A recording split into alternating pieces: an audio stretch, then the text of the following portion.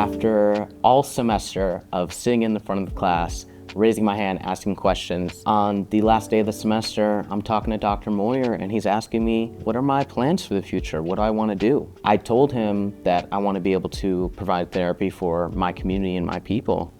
And he said, well, you're going to need to go to grad school for that. You should probably get involved in research. Getting involved in research and being able to have the opportunity to be a part of programs like the McNair Scholars Program, STAR, Kinship and Responsibility, have all been amazing experiences that have been able to equip me with confidence to continue forward and truly believe this is where I belong. I recently just got accepted for a job at Duke for Senior Clinical Research Specialist, but ultimately I would like to stay in academia for a while and then eventually move back onto the reservation where I'm from and provide mental health services for my community.